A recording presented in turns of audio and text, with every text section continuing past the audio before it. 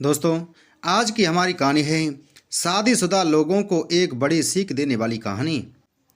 पत्नी ने ना जाने क्या किया था कि पति ने उसे एक के बाद एक कई थप्पड़ जड़ दिए।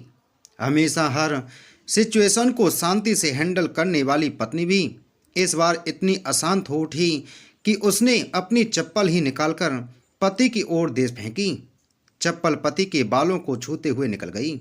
ये किस्सा यहीं पर खत्म हो सकता था, मगर पति ने इसे अपनी मर्दानगी का विषय बना लिया और बात बद से बदतर होती चली गई। रिश्तेदारों ने भी आग में घी का काम किया। किसी ने कहा जो औरत अपने पति को चप्पल से मार सकती है वो ना ही तो वफादार हो सकती है और ना ही पतिव्रता। ऐसी औरत परिवार ही नहीं पूरे समाज पर कलंक की तरह है। बीवी के पक्ष वाले कहाँ पीछे रहने वाले थे। किसी ने कहा 21वीं सदी में भी जो स्त्री के साथ मारपीट करते हैं उन्हें तो जेल भेज देना चाहिए। तो कोई कहता जरूर उसको कोई और पसंद आ गई होगी, इसलिए अब पत्नी से मारपीट करने लगा है। बात कोर्ट तक पहुंच गई। दोनों पक्षों ने एक दूसरे के खिलाफ केस फाइल कर दिया।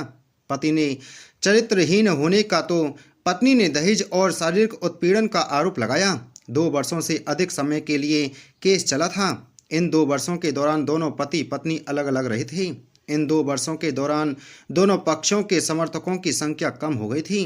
पहले जहां दोनों पक्षों में समर्थकों का समूह होता था, अब गिने चुने लोग रह गए थे। पति और पत्नी दोनों की आर्थिक स्थिति भी इस समय के दौरान नीचे गिर चुकी थी, जिन्हें वो अपना शुभचिंतक समझ रही थी। पैसों की बात आते ही उन्होंने भी अपना पल्ला झाड़ लिया था। अगर कोई देने को राजी भी हुआ तो मोटे ब्याज की शर्त पर। आखिरकार वही हुआ जो सब चाहते थे। डाइवोर्स। हर कोई खुश था। दोनों पक्षों के रिश्तेदार, उनके माता पिता और दोनों के वकील। लेकिन 5 साल की सुखद शादी और एक सुंदर बेटी होने के बाद मिले इस डाइवोर्स से पत्नी मूक थी और पति शांत। शायद ये एक इत्तेफाक ही था कि इस खुशी को मनाने के लिए दोनों पक्ष के लोग एक ही चाय की टपरी पर बैठे, आमने सामने। इत्तेफाक इसलिए क्योंकि ज़्यादातर लोग जो एक दूसरे के विरुद्ध पक्ष को सपोर्ट कर रहे थे वे एक दूसरे को अच्छे से जानते भी नहीं थे। पति पत्नी भी इन सभी से दूर एक दूसरे के सामने मेज पर बैठे। पत्नी ने पति से कहा, अब तो खुश होंगे ना? तुम्हारे मन की जो हुई है मुबारक हो, तुम भी तो आज जीत गई हो। मुझसे तलाक तो तुम्हें भी मिल गया है। Congratulation to you too. पति ने कहा, तलाक तो तुम जीत का प्रतीक समझते हो? पत्नी ने पूछा। पति चुप रहा। थोड़ी देर की शांति के बाद पति ने कहा, मुझे तुम्हें 5 लाख रुपए अभी और हर महीने 8,000 देने का आदेश है। अभी मेरे पास पैसे नहीं हैं, इसलिए हमारा मतलब मेरा जो सिटी में फ्लैट है उसे तुम्हारे नाम कर देता हूँ। पत्नी बोली, लेकिन उस फ्लैट की कीमत तो 18 लाख की है। हाँ, लेकिन हमारी बेटी तुम्हारे साथ है और आगे जाके उसके खर्चे भी बढ़ेंगे, तुम्हें थोड़ी आसानी होगी। पति ने कहा, नहीं नहीं, मुझे सिर्फ 5 लाख ही देना है और तुम हर महीने 8,000 तो देने ही वाले हो। मैं मैनेज कर लूँगी। अगर 5 लाख नहीं है तब भी कोई बात नहीं। पत्नी बोली। दोनों फिर से शांत हो गई। पति सोचने लगा, कितनी भोली और समझदार है ये औरत, जो कुछ समय पहले तक मेरी पत्नी थी और अब अनजान ये वही है जो कम से कम खर्चे में घर चलाती और पैसे बचाकर मेरे जन्मदिन और बर्थडे पर हमेशा मेरे लिए नए कपड़े खरीद लाती।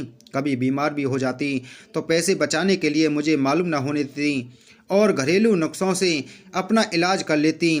मगर घर में कोई और बीमार होता तो तुरंत डॉक्टर के पास लेकर जाती। मेरी ही मति मारी गई थी। मैं ही अपनी झूठी मर्दानगी के चक्कर में इतनी बड़ी गलती कर बैठा। पति के दिमाग में भी उथल पुथल चल रही थी। अभी भी वैसा का वैसा ही था। पहले भी खुद से ज़्यादा हमारे बारे में सोचता था और अब भी वही कर रहा है। ये वही आदमी है जो मुझे एक्सीडेंट से बचाने के लिए खुद मोटरसाइकिल के आगे कूद पड़ा था और अपनी उंगली तोड़वा बैठा था। पता नहीं कौन सी मनहूस घड़ी में मैं झगड़ा कर बैठी। पति ने मौन तोड़ते हुए पूछा, अब तुम्हारे कमर का दर्द कैसा है? ज़्यादा तकलीफ तो नहीं होती? पत्नी हल्का सा मुस्कुराई और बोली, अभी भी होता है। अब तो पेट में भी क्रैम्स उठते हैं। वो तो होगा ही। तुम योगा या कसरत भी तो नहीं करती हो।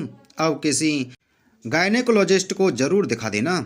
पति ने कहा, तुम बताओ तुम्हारा अस्थमा कैसा है? अब क्या आप भी दौरे पड़ते हैं? पत्नी ने पूछा। हाँ, पड़ते हैं, पहले से ज़्यादा, क्योंकि अक्सर इनहेलर भूल जाया करता हूँ। याद दिलाने के लिए तुम जो नहीं हो अब। पति बोला। पत्नी की आंखों में आंसू आ गए और बोली, तुम्हें मेरे चरित्र पर सवाल नहीं उठाने चाहिए थे, तो ये परिस्थिति आती ही नहीं। हाँ, मैं जानता हूँ तुम बहुत अच्छी हो, मुझसे गलती हो गई, बहुत बड़ी गलती, मैं लोगों के बहकावे में आ गया था। पति बोला, तुमने भी तो मुझ पर दहेज का इल्ज़ाम लगाया था। वो बोला, गलत था और इस बात का मुझे भी पछतावा हुआ। पत्नी ने कहा। पति कुछ कहना चाह रहा था लेकिन हिचकिचा रहा था। पत्नी ने पूछा, कुछ कहना चाहते हो? वो बोला, क्या सब पहले जैसा नहीं हो सकता? क्या मतलब? पत्नी बोली, मतलब कि हम फिर से पहले की तरह पति पत्नी बनकर, सच्चे दोस्त बनकर नहीं रह सकते। पति बोला, पर ये डाइवोर्स के पेपर दिखाते हुए पत्नी ने कहा, फाड़ देते हैं। पति ने अपने पास रखे डाइवोर्स के पेपर फाड़ते हुए कहा। पत्नी ने भी अपने पास रखे पेपर्स फाड़ दिए। सभी हैरान थे, वकील, रिश्तेदार और माँ बाप। पति पत्नी दोनों एक दूसरे के हाथ में हाथ पकड़े अपने घर की तरफ चले गए। दोस्तों, ये कहानी उन हर पति पत्नी के लिए बड़ी सीख है जो छोटी छोटी बातों पर लड़ते हैं और इन झगड़ों को बड़ा बना के अलग होने का डिसीजन लेते हैं। प्यार और झगड़ा तो एक सिक्के के दो पहलुओं की तरह हैं, दोनों को स्वीकार करना होगा, तभी ये पवित्र रिश्ता उसकी मंजिल तक पहुंच पाएगा।